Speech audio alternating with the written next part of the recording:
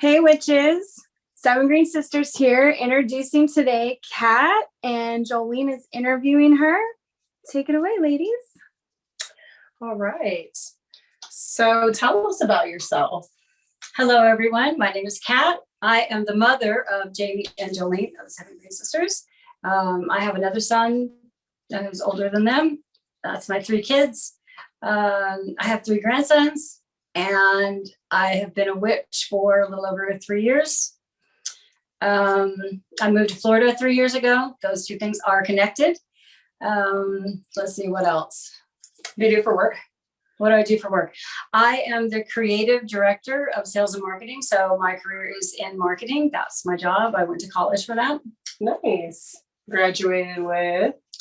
A degree in marketing, a business degree, business administration, marketing is my degree. Nice. So proud of myself because it took me 30 years to do that. I started when the kids were little and went back and finished when I was 55 or something like that.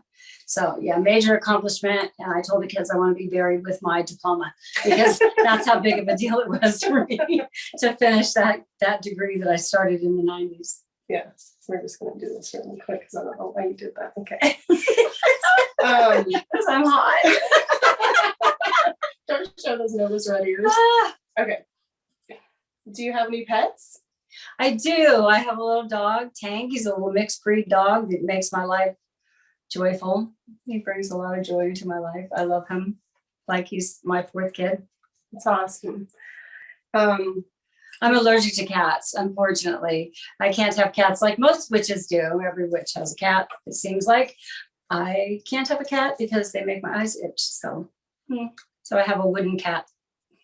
Maybe we should get her a hairless cat. That was sweet. One of the little black ones. They're cute. Oh gosh, that sounds adorable. I would love for Tank to have a little playmate. I think he would probably be terrified, but yes. What led you to witchcraft? Oh my gosh. So, well, first of all, I have been interested in things like astrology and numerology for my whole entire life. One of the very first books that I bought was the birthday book, the big book of birthdays that has one day for every birthday and tells you all about people that were born on that day. And I just found it so fascinating. Every time I would meet somebody, I would want to know what day they were born. And I would read about them because it helps me understand them. And I know when I read my own November 8th, it was so spot on. And then all the other people that I've read. So I've been interested for a very long time, but I didn't really know that it was witchcraft per se until I got involved with what my daughters were doing. So they moved to Florida probably 10 years ago. I've been visiting. I knew they were kind of witchy and doing witchy things, but I didn't really have an understanding. I did not really have an understanding of what that meant or what that was. Until I moved here and started getting involved in what they were doing with holidays. First, I think I was first introduced at one of the holidays that we had where we celebrated Mabon or Lunasal or maybe even Samhain. So it was about that point in time where I really felt this strong pull toward the craft because it was a way for me to have spirituality in my life, which was something that had been lacking, and I did not realize that I was missing it. I was raised Catholic, and I left the church when I was 17 years old after my brother died, and because I just thought it was shit. I was very ritualistic. Sorry. She's truthful. Hard left of my language. And then over the years, the things that have happened in the Catholic Church are very disturbing to me. And so I started to have this real problem with religion, but with any organized religion. And so what happens then at that point is like, where's your spirituality? Who are you? What are you in the whole universe? And so finding witchcraft and discovering that this is a spiritual path that I can take, that was the thing that just really opened up my eyes to, yeah, there is something for me in the afterlife. It's just not going to be nothing. And so I have like a belief system that I didn't have, before. And that gives me a lot of comfort. Yeah. I love that. and I'm older now. So, as you get older, my daughters are 30 and 35 and I'm 36. 30. My children, we can stick with 30 though. That's also fine. Well, I have a 30-ish year old, and then two that are in their early 40s. But as you get older, as people get older, you start to think about the end of your life and what that's going to mean for you. Mm-hmm. And just knowing now, I feel like I know. I've been here before. I'm coming here again. Mm-hmm. I get a chance to do it again if I don't get it right. And the big thing is now I'm trying to fix the things so that when I come back, I'm on a different level. So it's really a spiritual journey for me. Absolutely. And I hope that answered the question. It did. Yeah, no, that was great. So what are you doing? What are you working on right now in your witchcraft? Oh my gosh. Everything for me right now, because I'm so new to witchcraft, like I said, just 3 years basically into my craft, everything for me is about learning. So I am buying every book that even piques my interest at all. I listen to books. So, because who has time to sit around and read? Oh my gosh. I listen to them.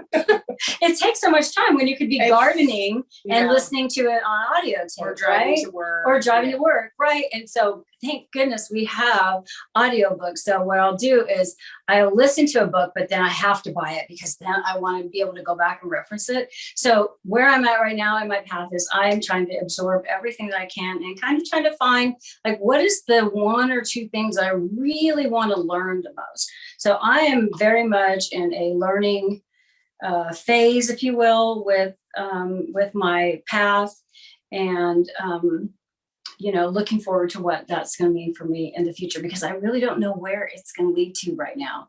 It's still, I feel like the universe is leading me to a place by introducing me to all of these different ideas about witchcraft, because there are so many of them. There are so many things that are involved in this. And so it's an exciting time. It's a lot of, I'm journaling a lot. I finally committed myself to like journal all the time. I read something that said, write everything down. So I've been really doing that. And I'll tell you, it is very, very helpful just to get it out, put it on paper. I do worry sometimes about when I'm gone, what people might read, but I can't worry about that. They all know that I love them. So, if I wrote something, I'm pissed off one day, it's like, sorry.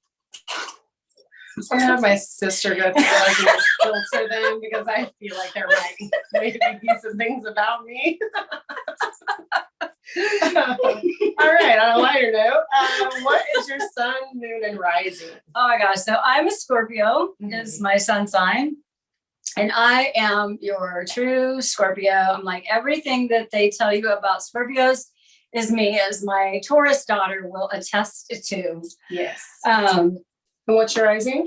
My rising is Virgo, which totally fits with my personality. So what's your moon? My moon is Libra, and I just found out about that recently, like this year. And I was so surprised because every Libra I have ever known is so much fun. And I was like, I could be fun too. Once I learned that, I was like, I was determined to be fun like all the Libras I've ever known, which I just think they're the greatest people ever. They're a laugh a minute. They can't be serious very much in my experience, but they are super fun to be around. And so I thought, oh my gosh, I can't believe that I am a Libra moon. That's great news because I've always been super serious, probably because of my life experience. So I've determined to be more fun. I love that. All right, last question. What advice would you give to a new witch? My best advice for new witches, because I feel like I am one, is just not get overwhelmed with all of the information out there. This is a path that you can design for yourself. You can pick and choose what you want to follow and what you want to believe. That's what I believe anyway, that you can do that. As we are solitary witches, I think we mentioned this in a previous interview, and basically we do what we want. So if there's something that appeals to you, do it. If there's something that doesn't appeal to you, leave it behind. But more than anything, don't get overwhelmed with the amount of information that is available to you, because that can really be something that stops you from being able to go forward on your path, because there's too much information out there. It's one of the reasons why we're doing meetups, new witch meetups, is to help new witches and answer questions and teach them things. But all of the things that we teach or talk about, from the holidays to numerology and tarot and astrology and goddesses and all this stuff, you can pick and choose what you want to incorporate into your life. If you don't ever want to do a spell, you don't have to do spells to be a witch. That's not a requirement. There are no requirements. It's just owning it and saying, I'm a witch and I believe certain things. And for me, those beliefs are like, I believe in taking care of the planet and the animals and treating people with kindness. And that's where I come from. And that's my best advice for new witches. All right. Well, thank you very much. Thank you.